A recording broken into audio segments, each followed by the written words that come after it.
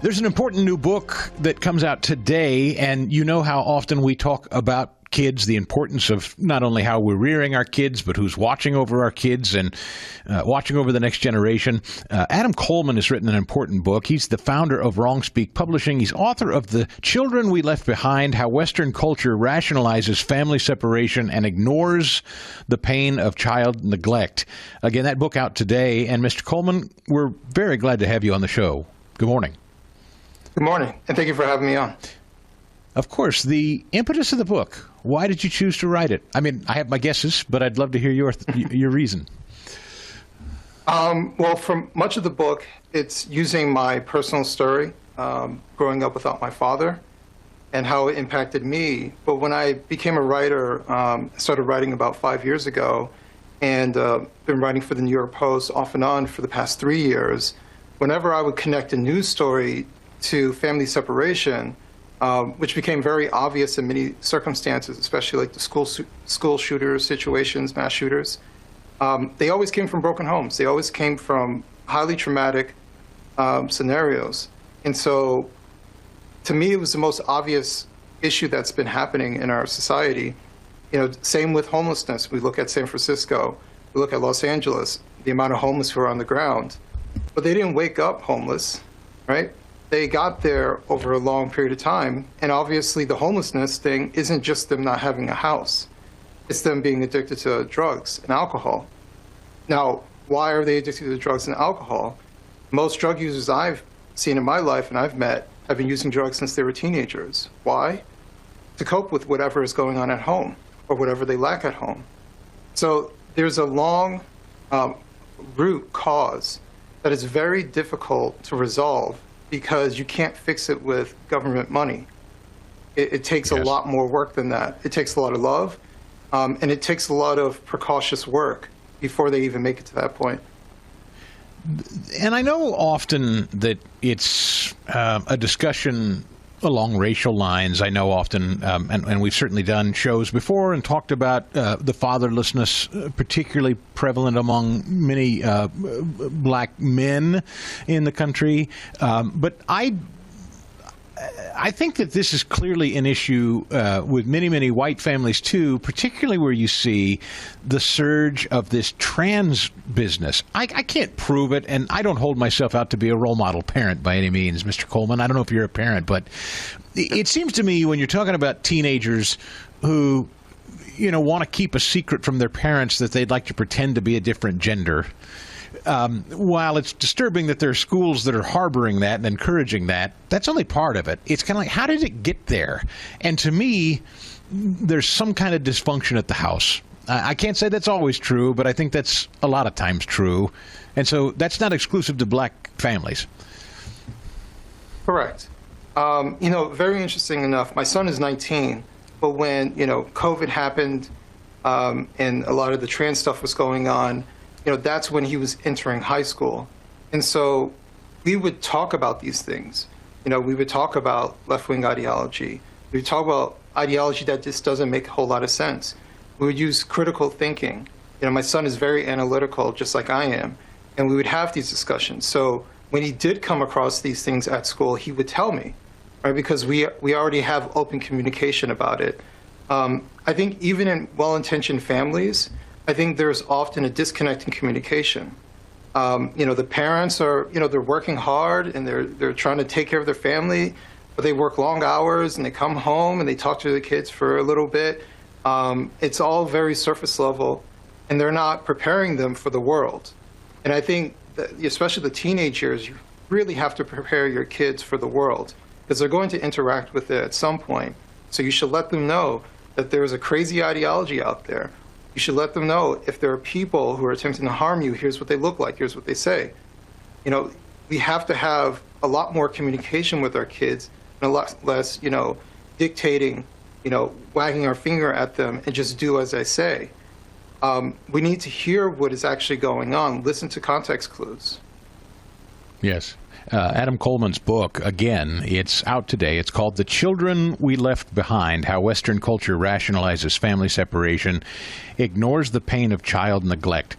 Child neglect, I love that particular focus because it is not necessarily about abuse. It's not even necessarily about parents walking out on their kids, although I suppose some people could call it abuse when you neglect them. But it's not.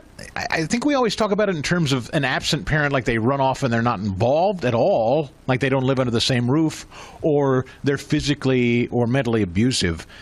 I think there's a lot in between that, right? Which is just, as you say, busy parents, uninvolved parents, and then, of course, in lieu of that, it's kids with the phone in their hand, and that's their world. That's a huge part of it, yes? Yeah, absolutely. You know, the primary story throughout the book is of course my story. My father wasn't physically there. I would see him maybe once or twice a year, if that. But I also understand the level of neglect that's happening for mothers and fathers who are living with their kids, who almost live separate lives from their children, who don't really interact with them. They're not emotionally available to their kids. They do the minimum, right? They have a roof over their head, they're feeding them, they're not starving, they're not physically abusing them, but they're not being prepared for the world. They're not being talked to. There is no communication between them. And in some cases, I've talked to adults who had that basic, that childhood experience that I'm describing, and they described their after effects much like what I went through.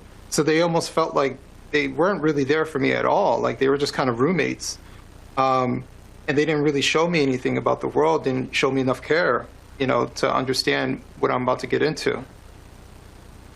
How much of this, and again, I know your book is probably not rooted in any kind of theology, nor do I mean to trip you up with the question, but I am curious about your own personal faith experience and if that impacts the way we parent. I mean, I certainly believe it does, but I don't know if you found that to be the case for you.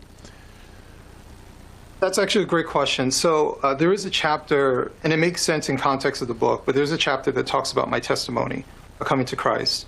I was baptized last year, but you know, I found out throughout this process and having conversations with my mother, especially around the time I was baptized, she told me when I was very young, I think I was around the age of 5, I would walk around in a little suit and carry the Bible and read scriptures to people. And I don't have any recollection of it. And I asked her, you know, what happened? And I think the real answer is that life happened. You know, we had a lot of turmoil. We moved a lot. We were homeless a couple times. You know, I went to a mental hospital at the age of 8. You know, there's a lot of things that happened to me, and I lost sight of God.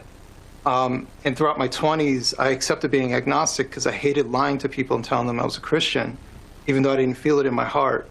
But today, you know, if you told me 10 years ago that I'd be a proud Christian, I would have been very shocked. But I'm a proud Christian. Amen. And the thing I don't really necessarily highlight this in the book, but it's something that I've noticed. I watch a lot of testimonies online, and every single testimony of people coming to Christ and being born again, every single one of them comes from family dysfunction, comes from children of divorce, some sort of abuse when they were kids. And they all lose sight of God. And it takes them decades to come to him. May I ask, was there a moment?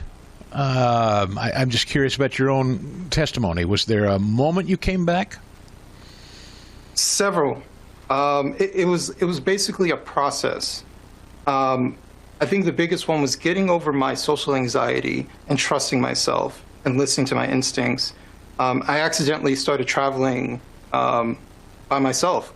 And I started bouncing around Europe and coming back and getting rid of all the social anxiety that I had, because it's like throwing you in the deep end.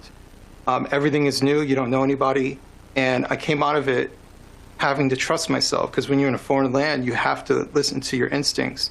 And I spent all my life not trusting myself, doubting myself, in a depressive state. And the way I equate it is that instinct is God's creation. You know, anytime I listen to my instinct, things always work out. And it's because that's God's way of guiding us throughout life. And so when I started listening to that instinct, I started hearing that voice, trusting my heart, and it will always lead me into the right direction, towards the right people. And even writing my first book, you know, I just felt this instinct that I needed to do it. And I didn't write that book by myself. You know, so I think it was a process of one, accepting that God is real. And then it was a process of finding out who God is and having a relationship with him. So now I know it's Jesus Christ. I know Jesus Christ. I have a relationship with him. He's in my heart. I pray just about every day. I give thanks for everything. And I really hope Amen. this book impacts people. What a role model you are for you. Did you say you have one child? Yes, he's 19. 19-year-old son. I'm sure that was profoundly impactful. Does he know that you were recently baptized? Yes, and you know what? I felt a little regret because here I am coming to Christ, and I spent so much of his childhood not teaching him about Christ and developing a relationship. But a few months afterwards, he told me that thanks to Charlie Kirk, he ended up reading the Bible and started going to church. I gave him a physical Bible, for him to take home, and he's on his path. And without me, Amen. it was Christ. That's right. And how impactful you can still be as a father at a 19-year-old's age to show him and role model him. It reminds me of Psalm 90:12. Teach us to number our days that we may get to the heart of wisdom. When you really start to actually quantify your time here and what we are to do with it, you really do get to. You become a lot wiser. It sounds like that's exactly what you've done. I love this book. I love this conversation, Adam. The Children We Left Behind, How Western Culture Rationalizes Family Separation, Ignores the Pain of Child Neglect. Thank you for your testimony, and thank you for your story, sir. The Krista Gall Show podcast.